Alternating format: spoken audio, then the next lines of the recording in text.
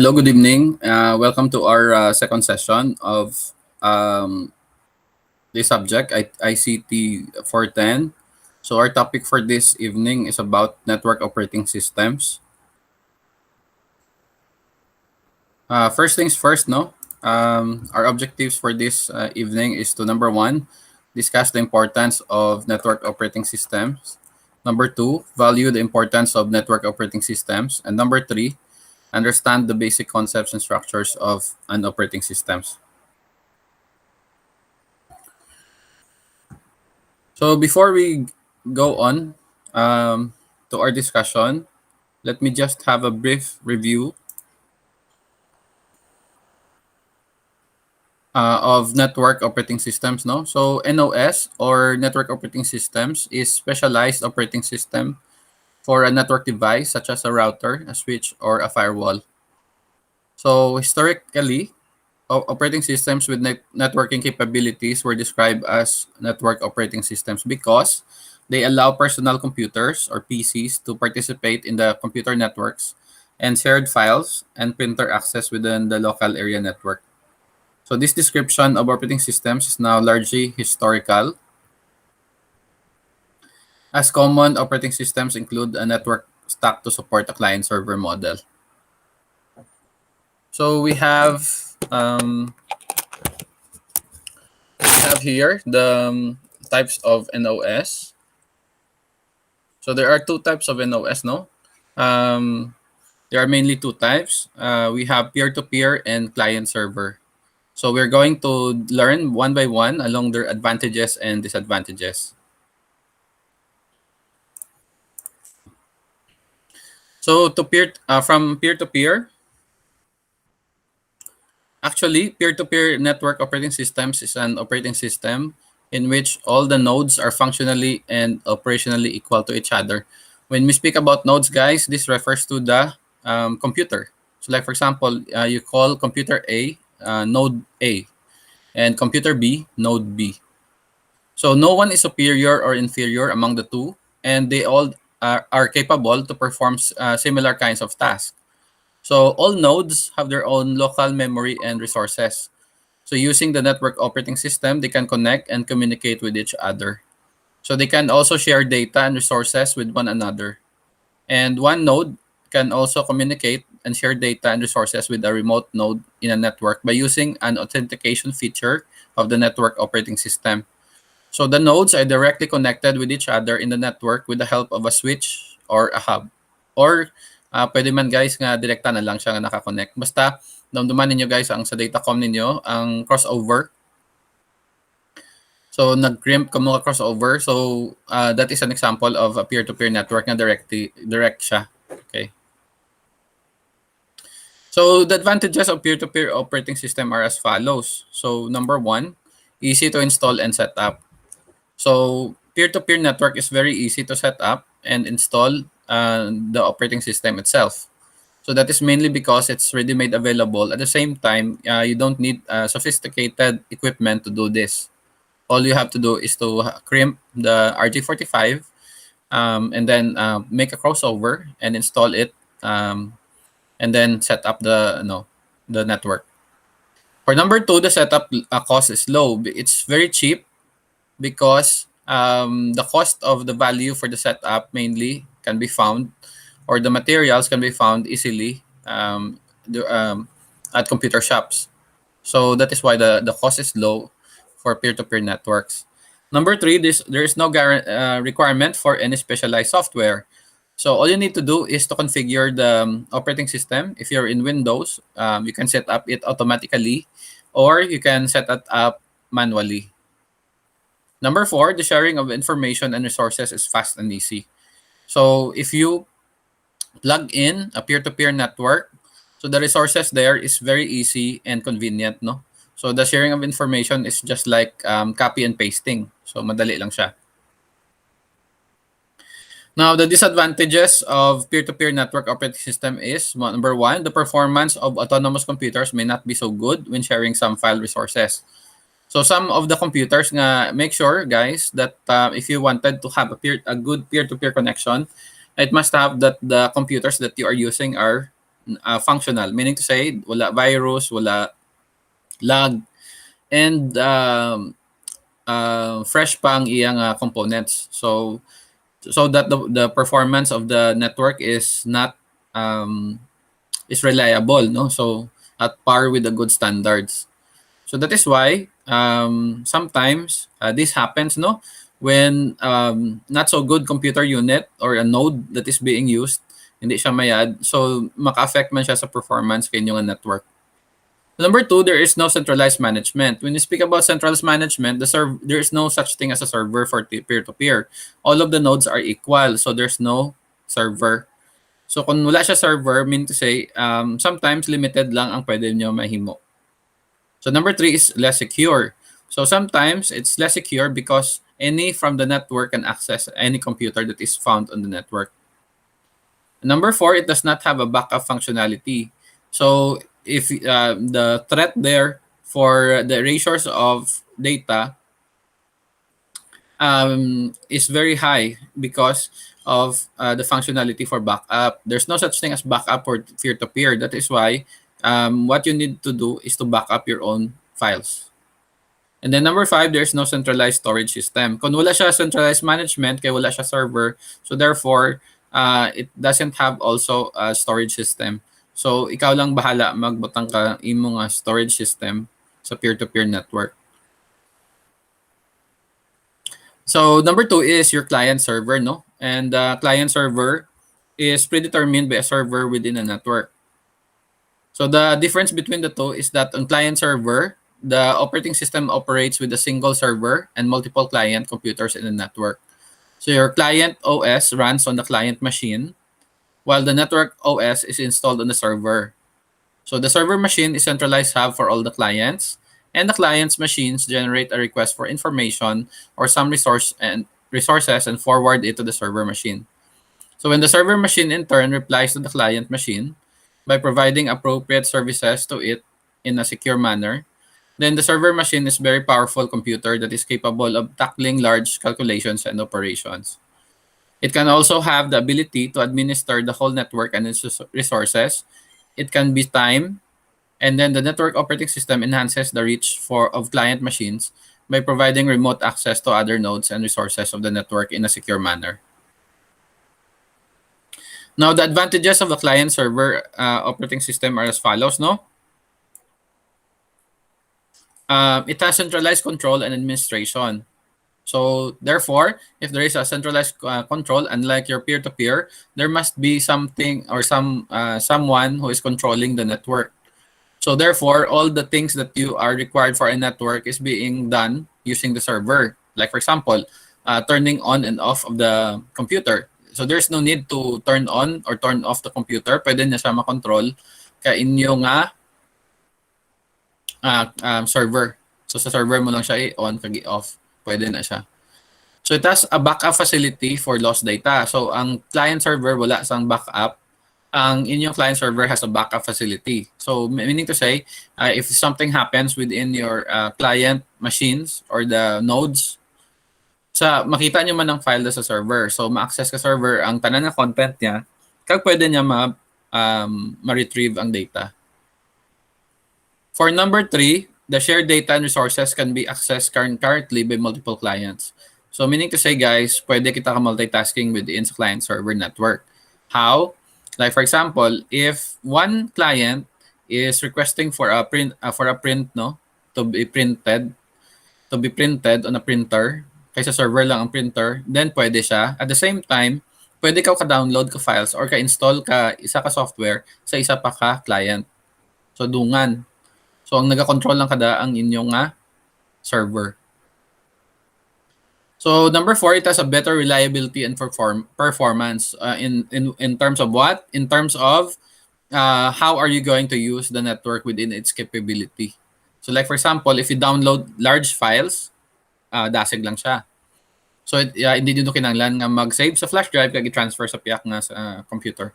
So all you have to do is to send the file there, and then you can also install the software nga dungan sa tanan nga mga client nyo, dungan na sila gina-installan, or pwede nyo iparan ang antivirus software nga dungan man sa tanan nga computers. Pwede nyo siya ma-shutdown dungan, pwede nyo man siya ma-turn on dungan. So those are the capabilities of the client server, no? So may advantage kita, there's also a disadvantage of using your client server. So the first one is the setup cost is very high. So guys, during 2000, sometimes in 2008, the DTI donated some client server computers in some barangays in Pasig City and San Enrique, no? And some of the most of them are in high school and in elementary. So ang gandang setup is client server. And na istorya ko yung mga principal, some saying is that donation came from Japan, and the DTI provided the manpower to install the cost to install the computer setup. So ang third party nga nag-install kadaya guys, mahal ang bayad kadanda. So number one, the setup cost is very high for client server because it's mainly client server. So some computers, walo or anom, tubtubpit, walo, may dyan ganing ang tag 12. And some of them are Windows, some of them are Linux, no? So naka-client server siya guys, may server siya, tapos ang anang installation sa mga client niya is Araman. And then number two, there is a requirement for specialized software for client and server machines to function properly. So in our setup is mainly in Windows. The clients are using, for example, Windows 7 or Windows 10. And then ang server naman must use Windows 20, Windows 10 NT, no? Or 2008 nga Windows nga NT. So, nga pang server siya. So there's requirement nga specialized software para sa client, medyo araman para sa server. Pero kung Windows gamiton nyo, it's much better kay kalabanan kag ginagamit naton nga is Windows based. Although Linux can provide also the requirement for client server. Pwede man siya sa Linux. So there is a need for an administrator to administer the network. Syempre, if there's a server, there must be someone who is going to maintain the network. Otherwise, hindi siya pwede nga nga automatic nga tanalang ma-administer or ang client hindi pwede ka-access sa server naton. Kung waay siya sang may ma-operate nga administrator or kung sino man ang ma-administer sa network. So there must be permission from the administrator to use the network coming from the client. So the paryo man da guys sa mga internet cafe ninyo na if you wanted to print, you have to ask the server anay naga-ano sa server nga ma-print ka mo, no? And then automatically click nyo lang yung printing, then ma-print ito sa server. So do paryo kada guys. So number 4, there may be a network failure in case of central server failure. So the problem is if the server will be disabled na or hang or may trouble sa server ninyo guys, hindi kamo kagamit ka client nga nodes. So tanan nga setup there sa client hindi siya ma-open kung ITS server wala gandar. Amo is hanggod nga problema sa client server nga setup.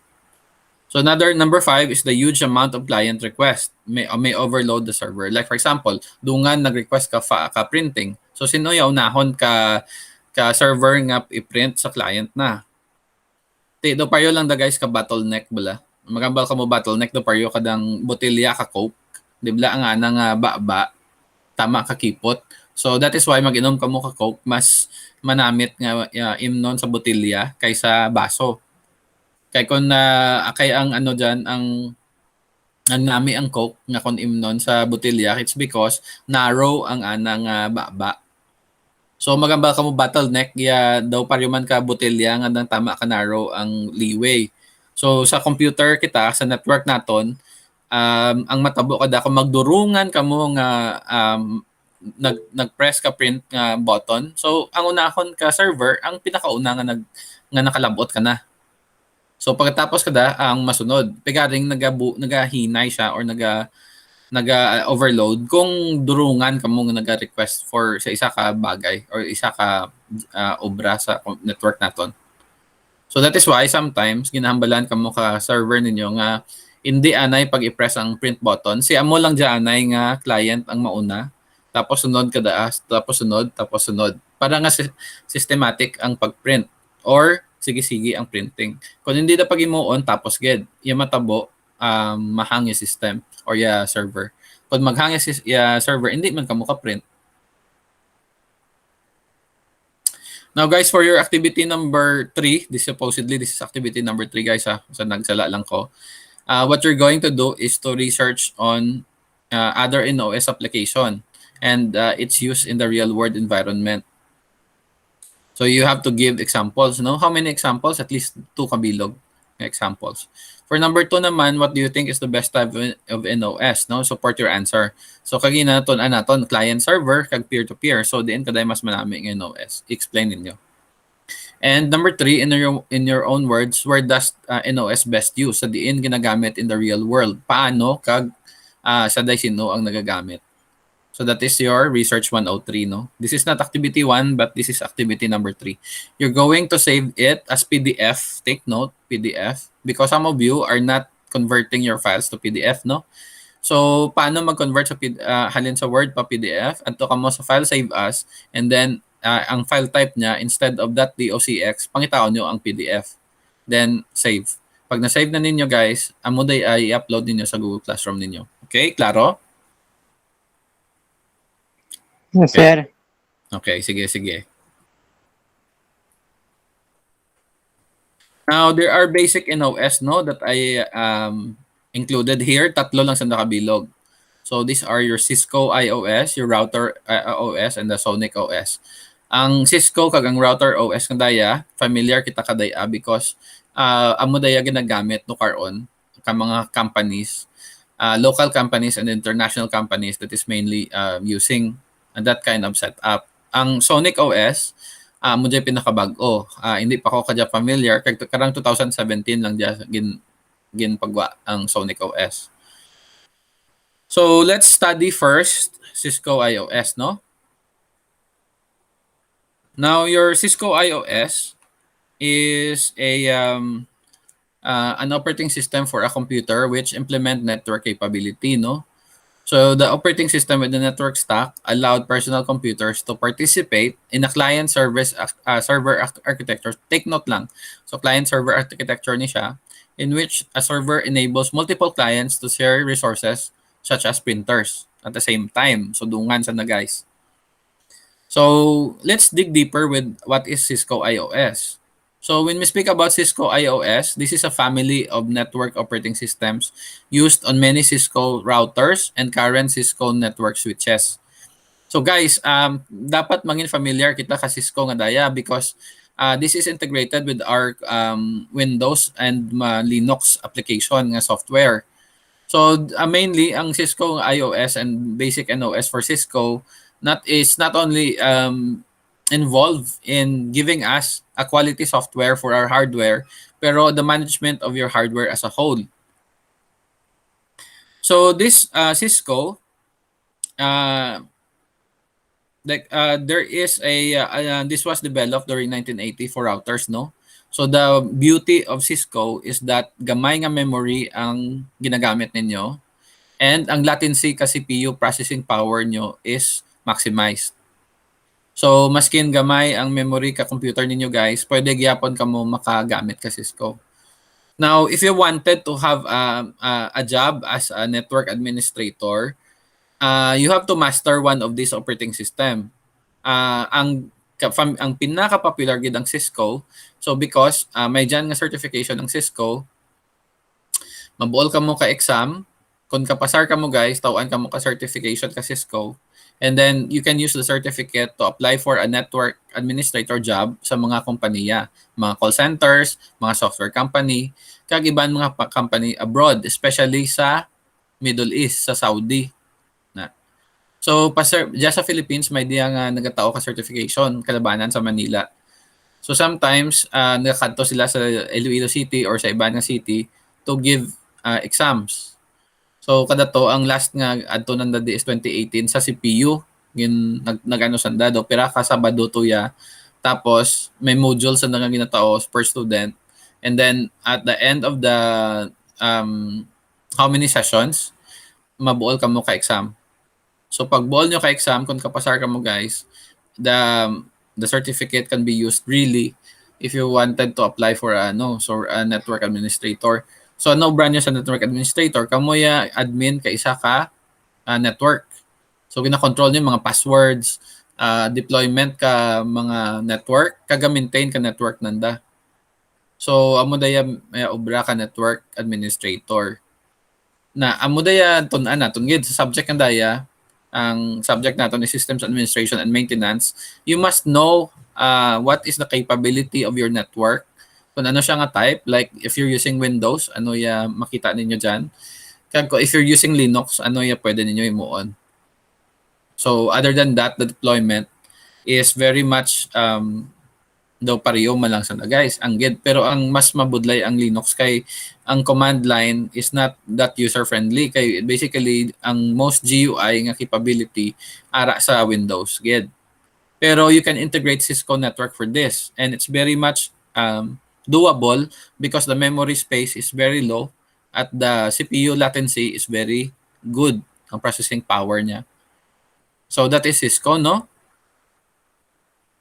Now let's go to router OS, no. It is actually sponsored by Microtech, no. Kung kabati ka mo ka Microtech, this is the direct competitor of your Cisco.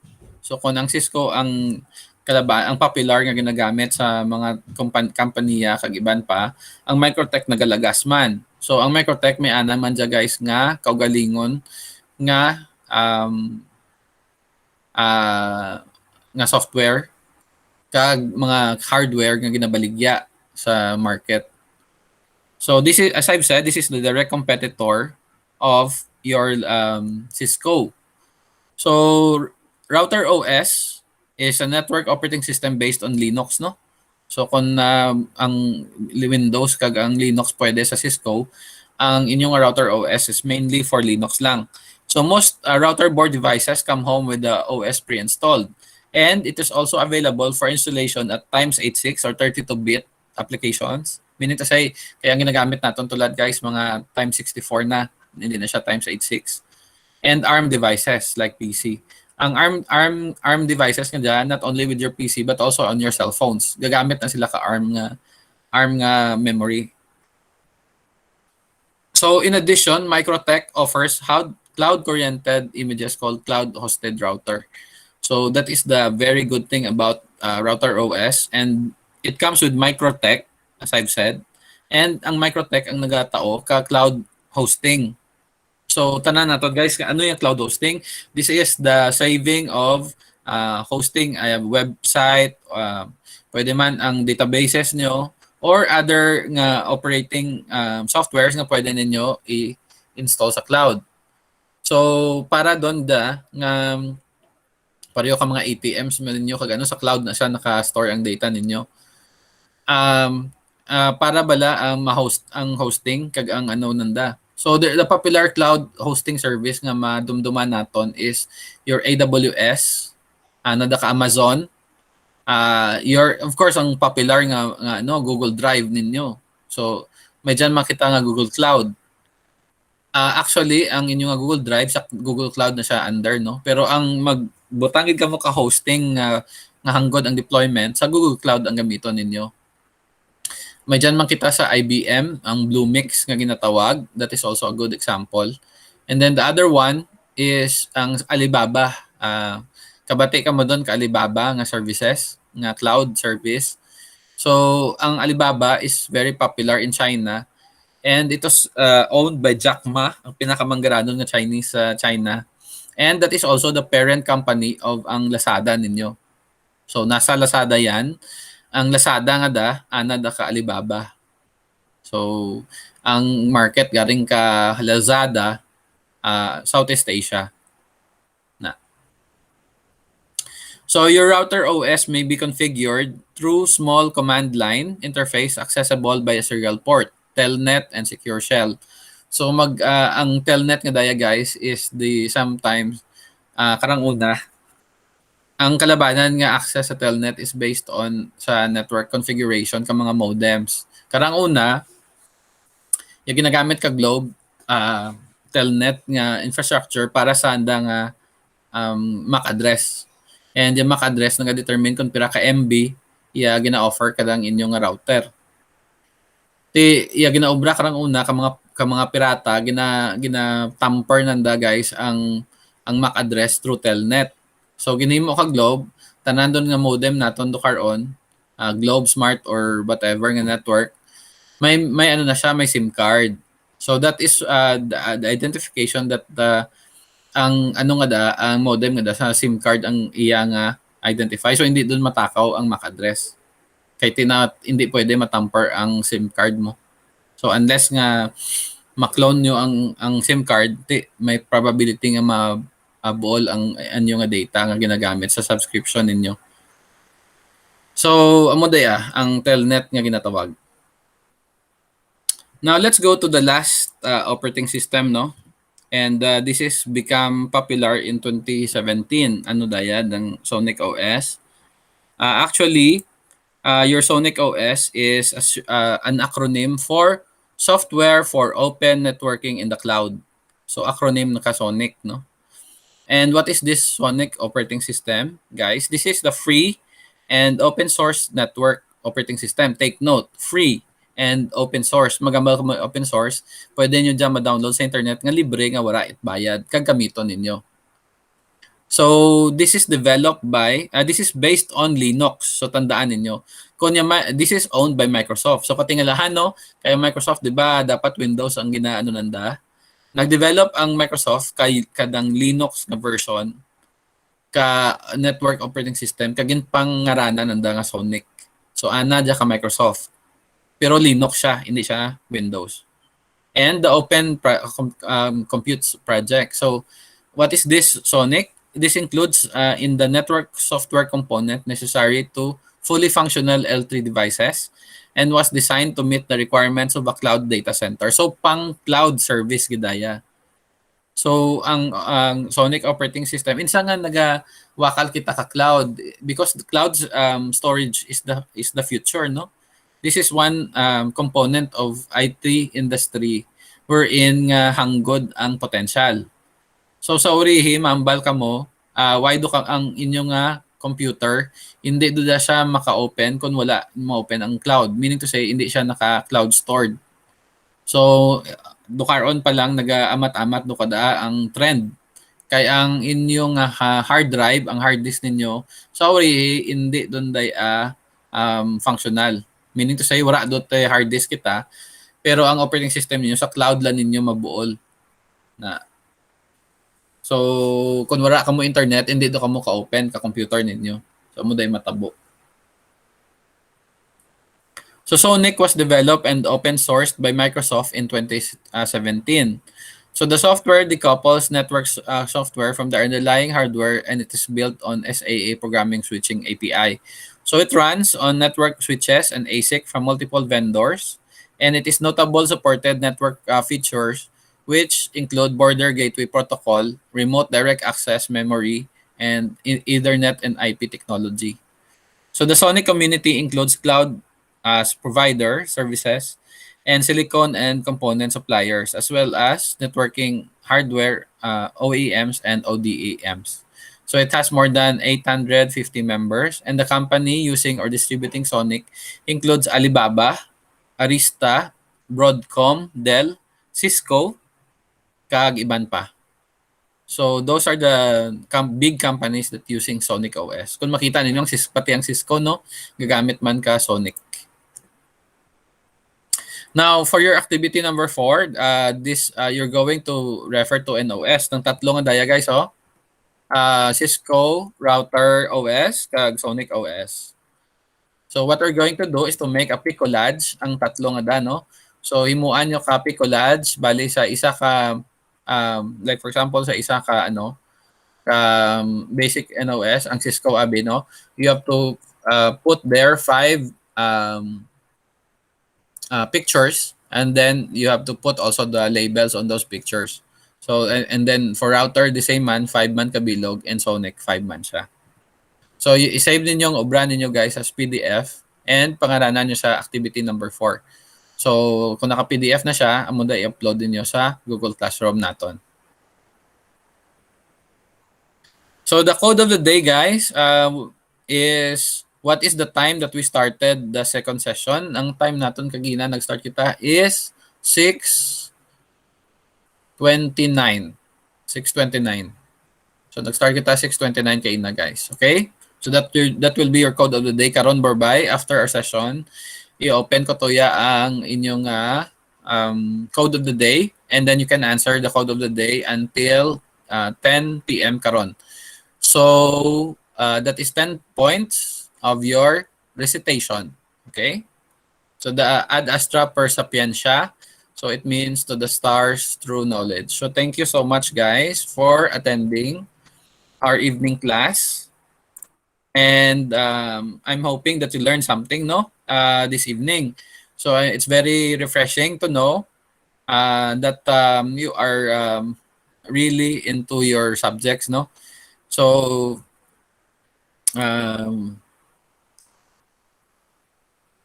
okay. Okay. So, sige. Guys, do you have any questions about our lesson for this evening? Okay, so when we speak about network OS, basically I natun-an nyo doon kalabanan kadaya guys sa inyong datacom na subject. So pero ang nagligad sa datacom ninyo ay hindi man kita magpabuhay sa daya, no, kay ang medyo related man daya sa aton nga networking. So supposedly kung naga face to face kita do karon, ang obrahon naton siguro kada is paano mag client server kag mag peer to peer kag i-demo ninyo sa klase naton sa laboratory. Ti pay garing hay ti why kita ga ga face to face. Amo lang daya pwede naton maobra. So activity 1, research. Activity hindi sa activity 1, activity number 3 gali. So research 103. Research ninyo to guys ha.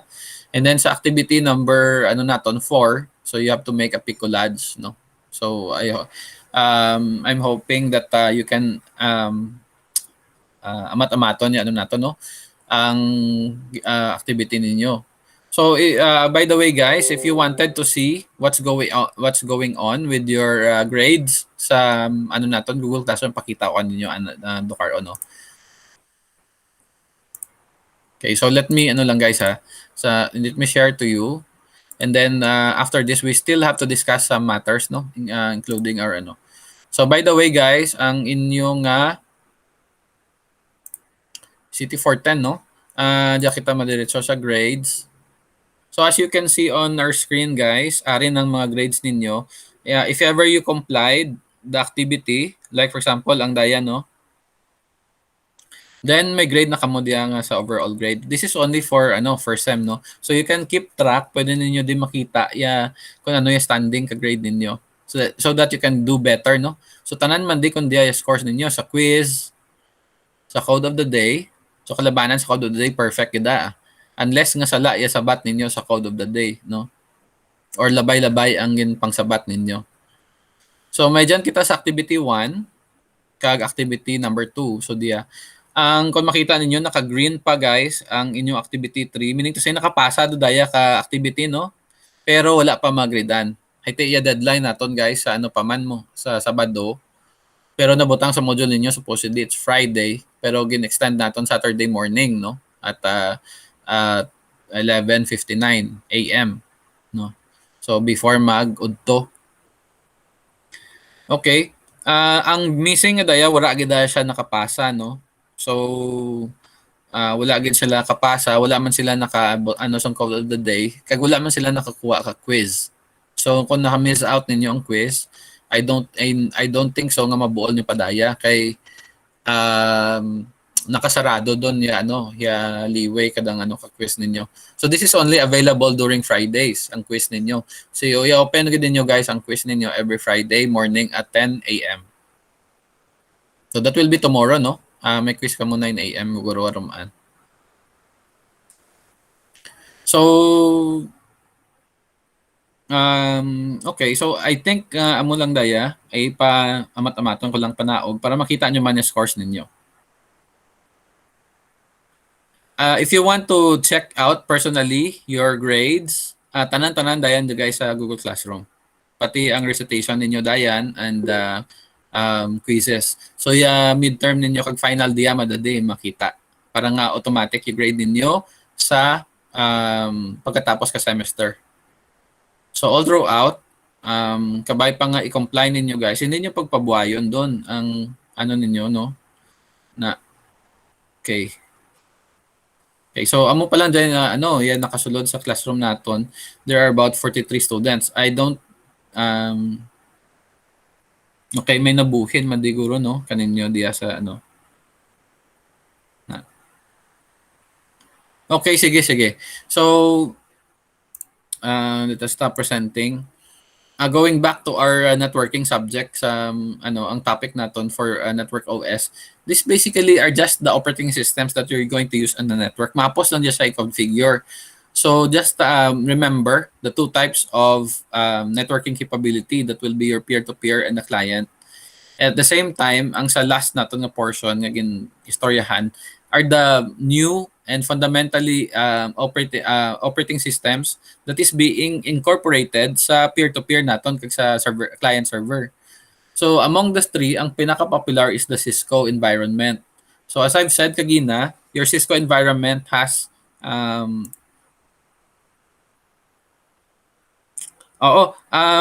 Josh, hindi man kita mga lase ta na haruman Wala taton klase haruman kay sir. May klase gali kamo tinyo kay sir ninyo pero ang aton tana i-open ko malang tanaya dang quiz. May time pa man kamo siguro mag-answer kada hasta pa daw na midnight quiz ninyo. So ako lang tana pwede kamo kasabat from 10 AM and hindi taton mga lase. Hindi tato Josh mga lase. Ang obraw nyo lang, pwede ka mo kasabat ka quiz ninyo sa Google Classroom. Sa cellphone ninyo, pwede nyo siya ma-open. Basta may Google Classroom lang yung cellphone ninyo. Kung wala, download ka mo sa Play Store. Kag i-enter ninyo dang nato, no? Class code. And then pwede ninyo ma-access ang inyong quiz to kag ang pati ang inyong gani guys, ang code of the day tulad karon sa gabi. So hindi kita mga lase pero pwede niyo sabtan tanaya quiz ninyo from 10 AM hasta tungang gabi. So may time pa kamo kada 10 items mo lang tapos so if you're paano niyo masabtan, basahan ninyo anay module ninyo. Hay tanan nga data to sa exam naka gani tawag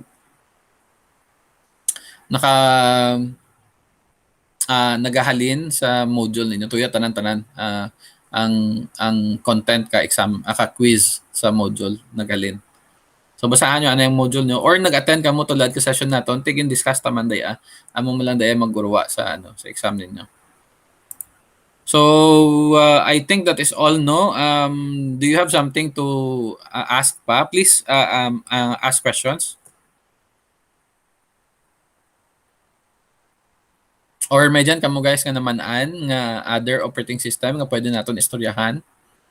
Or pwede niyo ipamangkot kung pinakamayad nga operating system or Actually guys, it belongs to your perception no. What I mean about that is that depende sa applications nga gamiton ninyo kag sa network nga pwede ninyo obrahon. Kag kung sino client ninyo.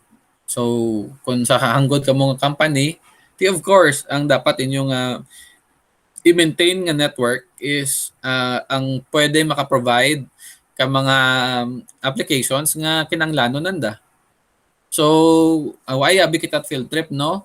Pero pamangkutan niyo bala yung mga nauna nga IT students nga nakaagi field trip sa Cebu City nga kung mag-adto sanda sa kompanya, may isa kan kompanya nga dang InnoData bala yung tawag nanda InnoData XML Factory. Ang ginobra nanda nanda guys, gina-transpose nanda ang libro kag gina-scan kag gina-upload sa website. So ang content ka libro decode nanda kag ginabutang sa website. Sa isa ka adlaw, mga 200 books ang ma-process nanda. So ang content ka libro nga duro empleyado nanda. May dyan sanda nga ginatawag nga server room. Ang server room nanda is nakabutang sa babaw nga sa second floor, sa third floor ata. Dayon sa building nanda sa Mandawi City. And may server room sanda. Ang server room nanda naka-vacuum nga may robotic arm para dato sa dang storage ka content ka network nanda kadang ginaobra nanda. So gina-convert nanda ang libro into plausible nga web pages. So ang tanan nga data gina-upload sa web page as web page. Iya ginahimo nanda guys, may server room sanda, and then sa server room nanda ang anda nga server ang do aparador kanggod. So do manggod na siya, aparador kanggod. And then ang server nga daya amo day nagakontrol katanan nga terminals nanda, mga nodes. So sa first floor lain ang obra, sa second floor lain man ang obra. Sa first floor ang naga-scan, and then sa second floor ang naga-transpose. Ang empleyado nanda shifting. So wala sa nagakaduraan ka empleyado kay every 8 hours ang obra nanda no. Mag-enter ka sanda yung mga empleyado nanda may mga ID sanda nga may access bala, pwede mo ma-swipe, and then yung computer nga nagabuol ka attendance nanda. So mag-break gani sanda mo man, gina-swipe man, and then gagawa lang sanda nga magpangapi sagwa kay may vending machine, tapos may mga prungkuan da diyan sa sagwa kano nanda. So paborito namon da nga tambayan hay may kape nga vending machine. So papili ka lang ka kape mo tag 15 pesos, pwede ka dok pangapi. So samtang yung mga estudyante field trip sa babaw, kami nga mga faculty dala tamos dalom nga pangapi sa dalom sa vending machine na. And then ang ang server nga is client server. Kag why sa that access sa peer-to-peer kay bawal no. So hindi pwede kung ano yung imong obra amo lang da gina-process mo lang gid. May quota sanda guys nga ang isa ka empleyado dapat ma-convert nanda ang text nanda into at least mga 200 pages per night.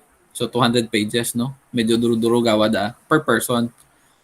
That is why pwede sanda maka-process ka 200 books per week and 1,000 books per month. So gina-store nanda sa server tapos ang data gina-upload nanda sa satellite padto sa parent company nanda sa USA. So tuya dato sa US ginabuol ang data, gina-outsource lang ang trabaho diya sa kanaton. Kete barato ta na diya dang sweldo ka empleyado no compared to ya sa US. So pero ang good do daya sweldo nanda diya kanaton mga tag 20,000 per month, 23,000 during those times nga nakapasibo kami. So mga 2012 ata ang last namon nga adto tuya. And karon 2021 doon. So basically nagsaka naman guro ya sweldo nanda. So 20,000 per month. Ang obra lang nanda pang convert ka And then ang server nanda gani, ang sa networking capability nanda tama gid ka dasig ang nanda. Imagine bala ang gina-provide ka nanda nga dang ka PLDT. Dako nga bandwidth ang ginagamit nanda. Pati ang Globe duwaya nanda gina-subscribe. May dyan sanda pero hindi pareho katon nga connection naka Tori, may Tori sa babaw. May dyan sanda nga Tori nga nagasalo ka signal kag may satellite dish. So ang ga-provide ka nanda ang Globe kag ang PLDT duwaya company nga nanda just in case nga ang isa mabag down, ang isa may backup sanda pagid. So mo daya. So ang anda nga ginagamit sa internet nanda is dedicated nga frame. Pero ang terminal ka mga clients, ang empleyado wala it access sa internet, di pwede bawal. So ginobra nanda pang scan lang ka pictures. Lain man ang gali ang naga-process ka text, lain man ang naga-process ka pictures. So sanda man yung naga-scan ka pictures. May mga quota man sanda sa picture ata kung picture bala imo dapat maka 500 picture ka per day. So pero context dapat 200 pages. So gina-record man da may quota sanda. So ang shifting nanda is alas 4 sa aga hasta 8 hours 4 5 6 7 8 9 10 hasta alas 10 aga, then 10 o'clock 10 sa aga until 10 11 12 13, 1, 2, 3, 4, 5, 6. 6 sa hapon and then 6 to 4 ano naman eh. So daw every may empleyado sanda. Why sanda nagkakaubusan ka empleyado. And then ang andang mga empleyado lain-lain ang profession. So may dyan ka na nga empleyado nga medtech nga process ka medtech is ang mga libro parte sa medical. May dyan nga abogado nga anang nga profession. Anang gina-process is para sa legal.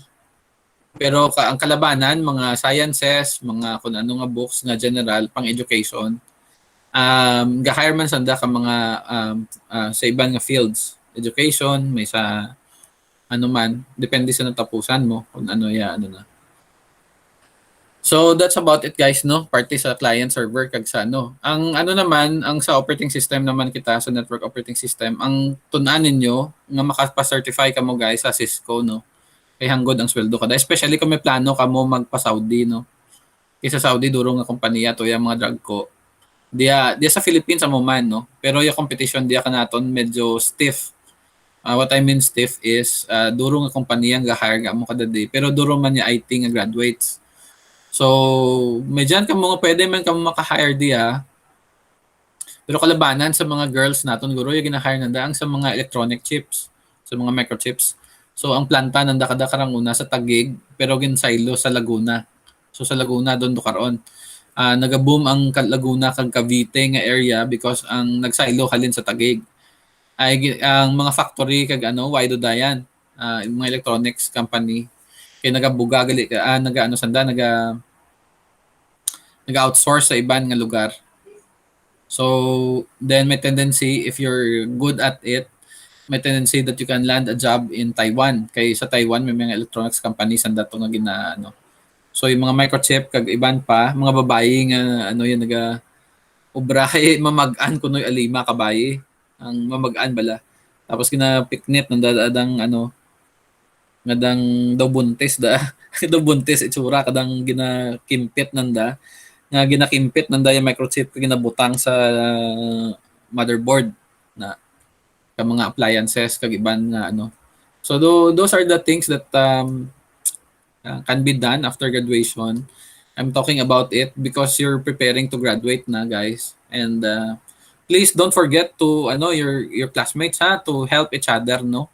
Kamukha mo lang gid pwede magbinuligay, especially sa mga assignments ninyo kag mga activities sa online kay mas budlay pag karon kay online kita. So hindi niyo doon pag ang ninyo, especially kung nag-run ka mo for cum laude, no? So balik daman ninyo yung classmate ninyo kag hindi niyo doon sanda paghulaton nga mag-ayo kapabor kaninyo, buligin niyo lang nga daan doon. Kag iban nga daan ka classmate niyo nahuya man da kaninyo. So please help each other, no? Especially if your group, no? According to your grouping sa thesis niyo. And not only in your thesis but your other activities as well para madali lang. Ito may mga subjects pagadi ka mo, hindi lang i-thesis, no? So muda. So I think that is all for this evening, guys. If you do you have something to to say? Joald, sa sunod lato liwat tong tong stainless nga baso. Sa sunod la dato. Okay. Na. So, thank you again for attending our class this evening, guys. If you don't have any questions, let's call it a night. And I hope that you learned something in our topic for this evening. So, shout out to everyone, especially kay Syndicate nga nag-attend kaginang aga nga dia dumando karon. Kay Efren, kay Joald, kay Josh, kay Kier, kay Mary Giselle, nga kaina tanay pinakauna nagsulod, kay Rachel, kay Raymark. So thank you guys and good evening lang. Okay, so this ends our session for this evening ha. Stop ko na ang recording and then pwede ninyo doon hulata lang ninyo borbay, ma-activate to naton datoy code of the day ninyo sa